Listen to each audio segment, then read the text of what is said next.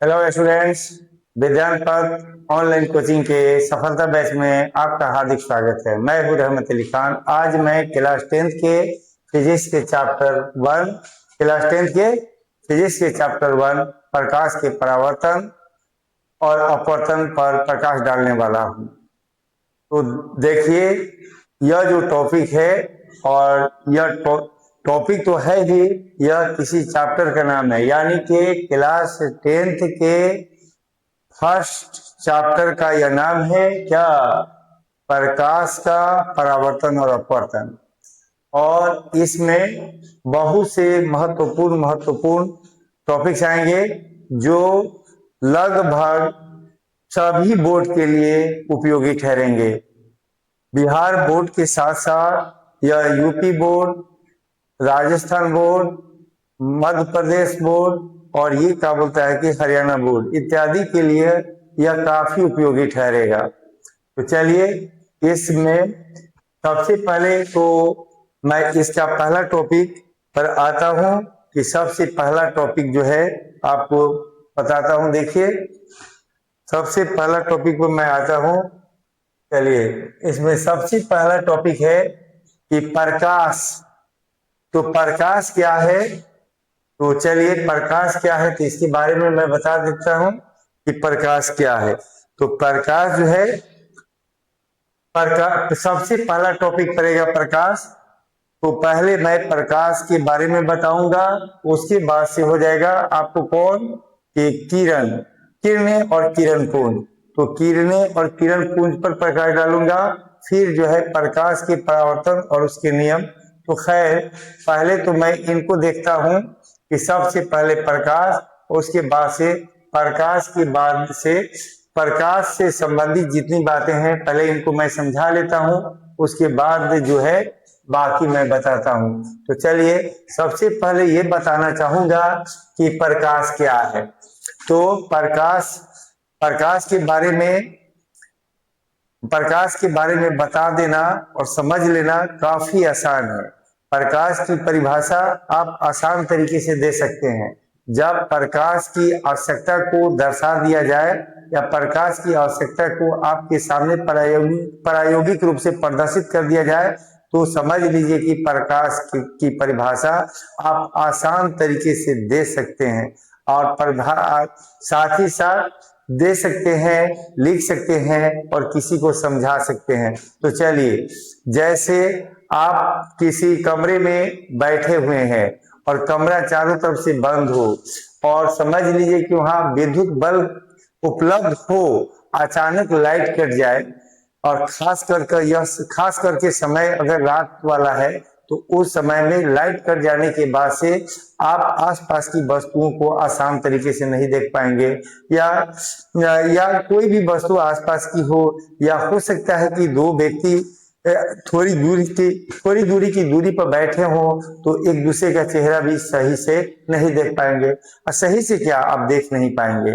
इसका मतलब है कि प्रकाश जो है ना, वह कारक है जिसके माध्यम से ही हम किसी वस्तु को देख पाते हैं। तो इससे जाहिर हो रहा है कि किसी वस्तु को देखने के लिए प्रकाश आवश्यक है। जब तक प्रकाश नहीं है तब तक हम किसी वस्तु को देख नहीं सकेंगे, है ना, और देख नहीं पाएंगे। इससे प्रकाश की परिभाषा अपने आप बन जा रही है कि प्रकाश की परिभाषा क्या बन जा रही है कि प्रकाश की परिभाषा यह बन जा रही है कि माने प्रकाश वह भौतिक कारक है, या सबसे अच्छा प्रकाश को भौतिक कारक ही कहना बेहतर है कि प्रकाश वह भौतिक कारक है जिसकी सहायता से हम किसी वस्तु को देखते हैं। प्रकाश वह भौतिक कारक है जिसकी सहायता से या जिसके माध्यम से हम किसी वस्तु को देखते हैं। प्रकाश किसी वस्तु से टकराकर हमारी आंखों तक पहुंचता है, तभी हम किसी वस्तु को देख पाते हैं, अन्यथा हम किसी वस्तु को नहीं देख पाते हैं। तो यहाँ यह जो मैंने कहा, यह बात ऑलरेडी प्रिंटेड है, इसको देखकर आप लिख सकते हैं। और देखकर लिखने से पहले आप आसान तरीके से आसान तरीके से बात को समझकर भी लिख सकते हैं। जैसे मैं बता ही रहा हूं कि प्रकाश वह भौतिक कारक है जिसके माध्यम से हम किसी वस्तु को देखते हैं। प्रकाश वह भौतिक कारक है जिसके माध्यम से हम किसी वस्तु को देखते हैं। और किसी वस्तु से प्रकाश टकराकर हमारी आंखों तक पहुंचता है, तभी हम किसी वस्तु को देख पाते हैं। तो चलिए, जो बात यहाँ पर ऑलरेडी प्रिंटेड है, देखिएगा। प्रकाश प्रकाश वह माध्यम है, जैसे कहने का मतलब है कि बोलने और इस प्रिंटेड में थोड़ा सा फर्क हो सकता है, क्योंकि एक किसी के बारे में जानने वाला व्यक्ति उसके बारे में बहुत तरह से वर्णन कर सकता है। एक ही व्यक्ति एक चीज का वर्णन हजारों किस्म से कर सकता है, बशर्ते कि उसका माने ज्ञानी हो।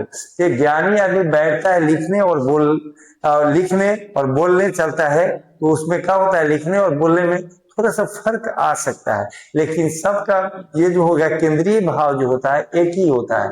तो चलिए,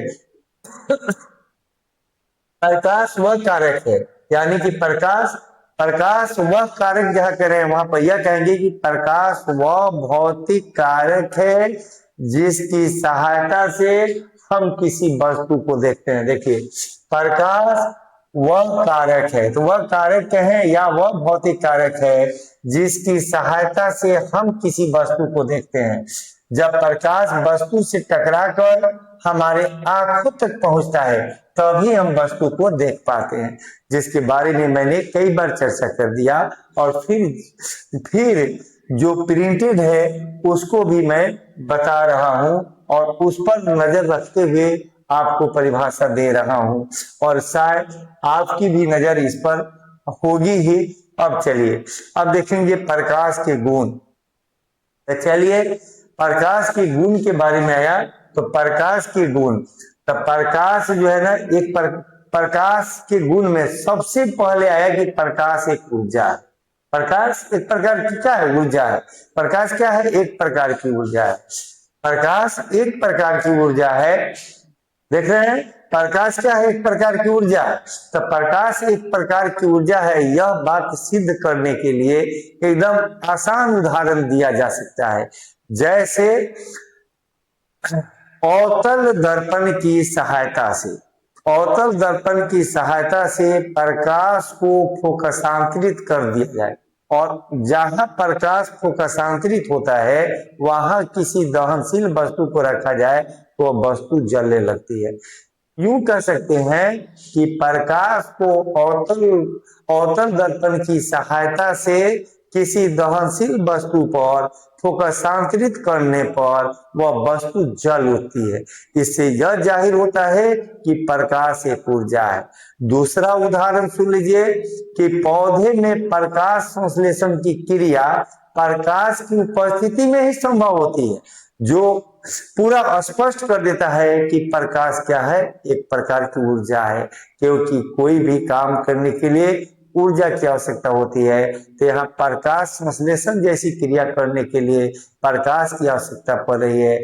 इससे स्पष्ट हो जा रहा है, बिना झिझक के स्पष्ट हो जा रहा है कि प्रकाश एक प्रकार की ऊर्जा है।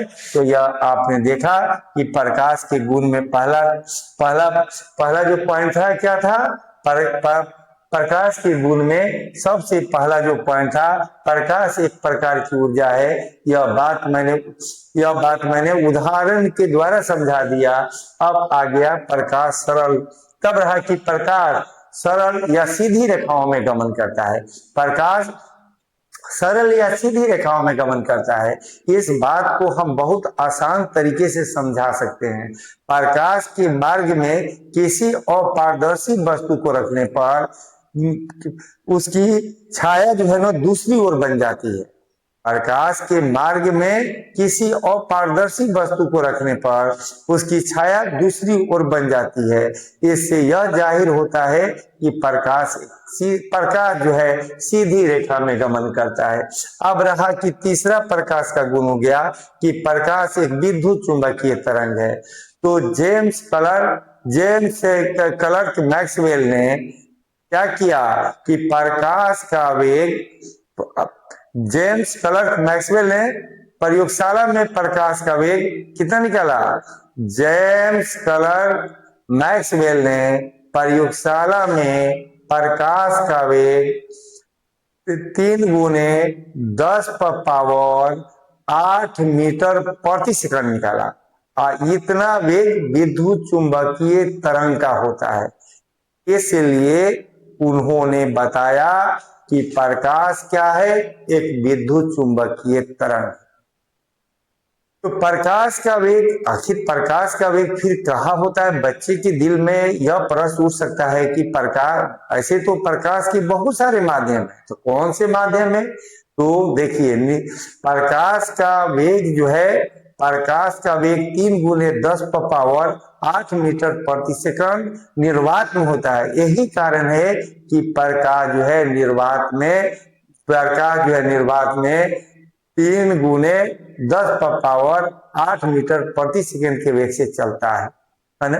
और प्रकाश के वेग को c से सूचित करते हैं, इसलिए c बराबर लिखा रहता है 3 × 10⁻8 मीटर प्रति सेकंड।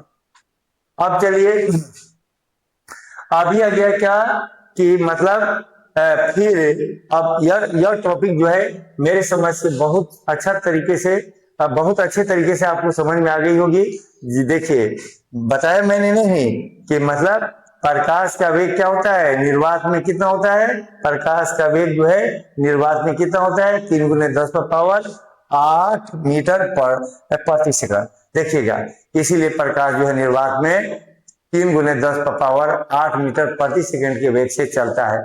अब चलिए अगला टॉपिक हम आपके सामने लाते हैं। तो देखिएगा, अगला टॉपिक जो है आपके सामने आया क्या कि देखिएगा, अगला टॉपिक आपके सामने आया कि मतलब प्रकाश का स्रोत। तो प्रकाश का स्रोत, सोर्सेज ऑफ लाइट। तो प्रकाश का स्रोत आया, यानी कि सोर्सेज ऑफ लाइट। तो देखिएगा, सबसे पहले प्रकाश के स्रोत किसे कहते हैं? तो प्रकाश, जो वस्तुएं प्रकाश उत्सर्जित करती हैं, अर्थात जिन वस्तुओं से प्रकाश उत्पन्न होता है, उन्हें प्रकाश के स्रोत कहते हैं। क्या समझे? कि जिन वस्तुओं से प्रकाश उत्सर्जित होता है, अर्थात उत्पन्न होता है, उन वस्तुओं को प्रकाश के स्रोत कहते हैं। तो आप खुद डिसीजन ले सकते हैं, आप खुद ऐसे जो मतलब समझ कर बोल सकते हैं कि कौन ऐसी वस्तुएं हैं जिनसे प्रकाश उत्सर्जित होता है। तो आप जब आपसे पूछा जाएगा कि बताइए कौन सी वस्तुएं हैं जिनसे प्रकाश उत्सर्जित होता है, तो आप, जहां तक मेरा उम्मीद है कि आप पहले सूर्य का नाम जरूर रखेंगे, तब 2 नंबर में जरूर तारे बोलेंगे, उसके बाद से हो गया का कि तारे बोलेंगे, जुगनू बोलेंगे, बल्ब बोलेंगे, ट्यूबलाइट बोलेंगे, मोमबत्ती बोलेंगे। इन सारी चीजों के बारे में आप बोलेंगे कि ये क्या है? प्रकाश के स्रोत है। अब रहा कि प्रकाश के स्रोत 2 प्रकार के होते हैं। प्रकाश के स्रोत है ना, 2 प्रकार के होते हैं। प्रकाश के स्रोत 2 प्रकार के होते हैं, गौर कीजिएगा। नंबर 1 में क्या हो गया? प्राकृतिक, है ना, क्या हो गया? प्राकृतिक स्रोत। नंबर 1 में क्या हो गया? प्राकृतिक स्रोत, नेचुरल सोर्सेज। तो देखिएगा, प्राकृतिक स्रोत उस स्रोत को कहते हैं जिसको प्रकृति ने खुद बनाया हो। प्रकृति ने खुद बनाया हो। क्या समझे? कि प्राकृतिक प्रकाश के प्राकृतिक स्रोत उन्हें कहते हैं जिन्हें प्रकृति ने खुद बनाया। तो प्रकाश के स्रोत, प्रकाश के ऐसे जो प्राकृतिक स्रोत के बारे में जहां तक मुझे उम्मीद है कि बहुत अच्छे तरीके से आप समझ गए होंगे कि प्रकाश के प्राकृतिक स्रोत को प्रकृति ने जो बनाया है, वह आपके हमेशा से जो वे सारी चीजें आपके सामने है, जैसे सूरज, जैसे हो गया सूरज, तारे, जुगनू, ये सब क्या है? प्रकाश के प्राकृतिक स्रोत है, इन्हें प्रकृति ने खुद बनाया है। अब रहा कृत्रिम स्रोत, यानी कि आर्टिफिशियल सोर्सेज। अब क्या हुआ? 2 नंबर में कौन हो गया? कृत्रिम स्रोत। कृत्रिम स्रोत हो गया यानी कि आर्टिफिशियल सोर्सेज। कृत्रिम स्रोत हो गया यानी कि आर्टिफिशियल सोर्सेज।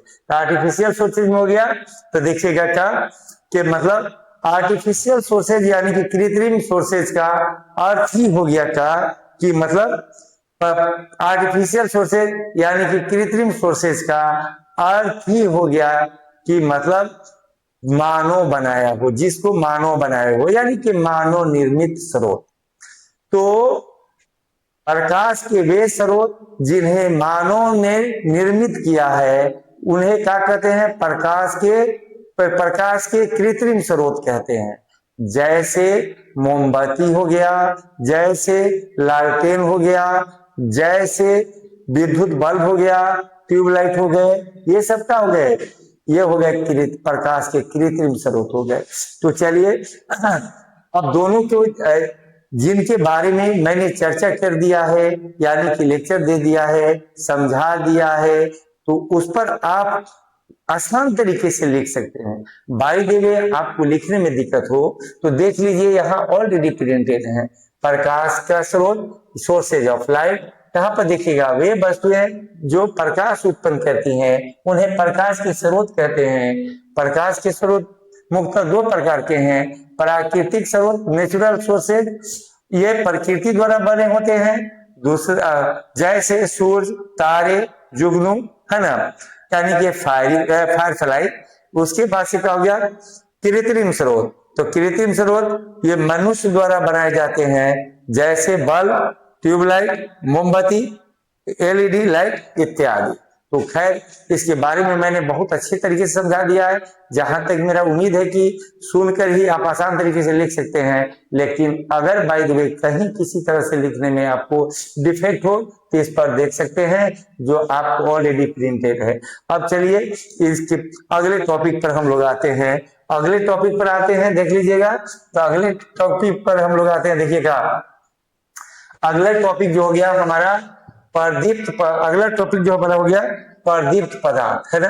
प्रदीप्त पदार्थ, लुमिनस मैटर, लेकिन इसको जो है जनरली कहा जाता है प्रदीप्त पिंड, प्रदीप्त पिंड या दीप्तिमान पिंड। तो जो वस्तुएं इसमें जो कहा जाता है कि मैंने प्रदीप्त पिंड, ये जो जिसको आप देख रहे हैं प्रदीप्त पदार्थ, है ना, लुमिनस मैटर, इसको जनरली कहा जाता है प्रदीप्त, है ना, प्रदीप्त पिंड। प्रदीप्त पिंड इसको कहा जाता है ना। और इनके बारे में कहा जाता है कि जो पिंड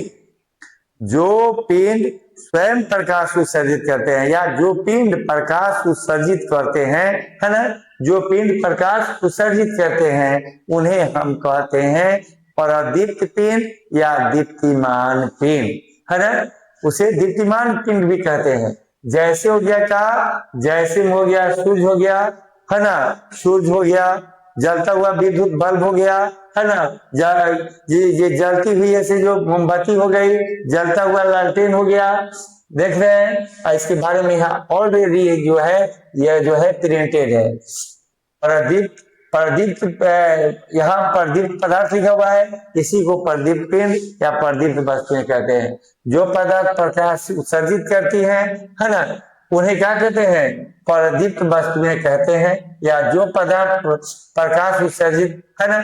तो छोड़िए, ये जो प्रिंटेड है इस पर आपको ज्यादा ध्यान नहीं देना है। आपको ज्यादा ध्यान देना है मेरी बातों पर कि वह पिंड जो प्रकाश उत्सर्जित करता है उसे प्रदीप्त या दीप्तिमान पिंड कहते हैं। जैसे जलती हुई मोमबत्ती, जलता हुआ ट्यूबलाइट, जलता हुआ बल्ब, जो है ना। उसके बाद से हो गया का कि मतलब जुगनू हो गया, है ना, तारे हो गए, सूरज हो गए, ये सब के सब जो है क्या है, यानी कि आपको जो है प्रदीप्त पिंड है। अब रहा कि अप्रदीप्त पिंड। अप्रदीप्त पिंड हो गया यानी कि नॉन लुमिनस बॉडी। अप्रदीप्त पिंड क्या हुआ? अप्रदीप्त पिंड यानी कि नॉन लुमिनस बॉडी। तो जो है ना, समझ लीजिए कि वह पिंड जो प्रकाश उत्सर्जित नहीं करता है उसे अप्रदीप्त पिंड कहते हैं, यानी कि नॉन लुमिनस बॉडी कहते हैं। जैसे हो गया टेबल, कुर्सी, किताब इत्यादि। तो चलिए जहां तक मुझे उम्मीद है कि आप सुनकर लिख सकते हुए ये लिखी हुई बातों पर है ना ध्यान न देते हुए आप चाहे तो पूरा है ना सुनकर लिख सकते हैं। बहुत आसान तरीके से लिख सकते हैं। अगर जरूरत पड़े तो कहिए तो मैं फिर इन बातों को दोहरा दूं, और शायद मेरे समझ से उतनी हार्ड ये है ना उतने हार्ड ये मैटर नहीं है कि मतलब फिर इसको दोहराने की गर्ज पड़े। चलिए तो आज तब आता हूं मैं अगले टॉपिक पर आता हूं। चलिए अब जो है अब हमारे सामने आया प्रकाश की किरणें। तो गौर कीजिएगा, प्रकाश की किरणें जो आया तो ध्यान दीजिएगा, प्रकाश जिस सरल रेखा में चलता है या प्रकाश जिस सरल पथ पर चलता है उसे हम प्रकाश की किरण कहते हैं। और ध्यान दीजिएगा, प्रकाश जिस सरल रेखा में चलता है, प्रकाश जिस सरल रेखा में चलता है उसे हम प्रकाश की किरण कहते हैं। अब आ गया किरण पुंज यानी कि बीम। तो किरणों के समूह को हम किरण पुंज कहते हैं। किरणों के समूह को हम किरण पुंज कहते हैं। क्या सुने हैं? किरणों के समूह को हम किरण पुंज कहते हैं। अब चलिएगा कि अब देखिएगा किरणों के समूह को हम किरण पुंज कहते हैं। तो देख लीजिए यहाँ जो है किरणों का समूह है या नहीं है। यहाँ यह किरण थी और यहाँ का किरणों का समूह है। तो किरणों के इस समूह को क्या कहेंगे? हम किरण पुंज कहते हैं। अब देखिएगा किरण पुंज के प्रकार।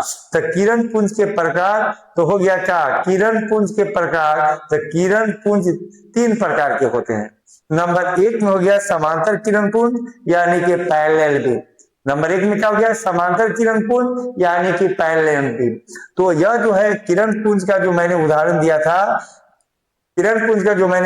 था उसी उदाहरण से यह काम चल जाएगा। इसमें प्रकाश की किरणें क्या होती हैं? एक दूसरे के समांतर होती हैं। तो देखिएगा समांतर किरण पुंज यानी कि पैरेलल बीम में प्रकाश की किरणें क्या होती हैं? एक दूसरे के समांतर होती हैं। अगला हो गया अपसारी किरण पुंज। अगला क्या हो गया? अपसारी किरण पुंज। तो अगला हो गया अपसारी किरण पुंज। ये जो है डाइवर्जिंग बीम। इसमें प्रकाश की किरणें क्या होती हैं? इसमें प्रकाश की किरणें किसी एक बिंदु से फैलती हैं। देखिएगा ये जो है अपसारी किरण पुंज, डाइवर्जिंग बीम, अपसारी किरण पुंज डाइवर्जिंग बीम में देखिएगा प्रकाश की किरणें जो है किसी एक बिंदु ओ से फैलती हुई दिख रही हैं, यानी कि इसमें प्रकाश की किरणें किसी एक बिंदु से फैलती हैं। अगला हो गया अभिसारी किरण पुंज। अगला कौन हो गया? अभिसारी किरण पुंज। तो अगला जो हो गया हमारा अभिसारी किरण पुंज हो गया। तो इसमें जो है अभिसारी किरण पुंज में प्रकाश की किरणें क्या होती हैं? किसी एक बिंदु पर मिलती हैं। तो देखिएगा यहाँ पर जो प्रकाश की किरणें हैं किसी एक बिंदु पर मिल रही हैं। देखिएगा इसमें प्रकाश की जो किरणें हैं किसी एक बिंदु पर मिल रही हैं। देखिएगा प्रकाश की जो किरणें हैं किसी एक बिंदु पर मिल रही है। तो देखिएगा यहाँ प्रकाश की किरणें किसी एक बिंदु पर मिल रही है, दिख रहे हैं। तो इस तरह से हो गया कि किरण पुंजों के बारे में। जो अभिसारी किरण पुंज में क्या होती है? अभिसारी किरण पुंज में क्या होता है कि प्रकाश की किरणें किसी एक बिंदु पर मिलती हैं। तो देख रहे हैं प्रकाश की जो किरणें थी किसी एक बिंदु पर मिलती हैं।